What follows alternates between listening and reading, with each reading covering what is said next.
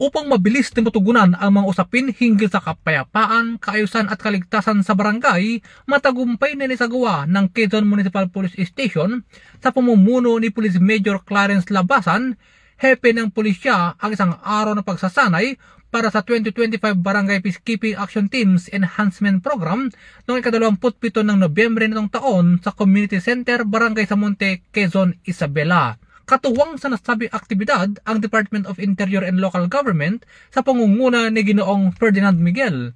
Ang pagsasanay ay nilahukan ng humigit kumulang 150 mga barangay peacekeeping action teams at force multipliers mula sa 15 barangay ng nasabing munisipalidad.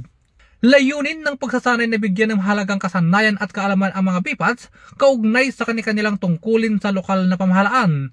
Kabilang dito ang pamamaraan ng pag-aresto at tamang paggamit ng posas na tinalakay ng kapulisan ng Quezon, Isabela, pagtugon sa mga emerhensiyang may kinalaman sa sunog na ibinahagi ng Bureau of Fire and Protection at pagbibigay ng basic life support na tinalakay ng Municipal Disaster Risk Reduction Management Office. Sa pamamagitan ng mga ito, mas magiging epektibong katuwang ang bawat membro ng BPATs sa pagpapanatili ng kapayapaan, kaayusan at kaligtasan ng publiko sa kanilang komunidad. Mula dito sa Lambak ng Cagayan, ako ang inyong PNN correspondent, Police Corporal Diab, alagad ng batas, tagataguyod ng Balitang Pulis.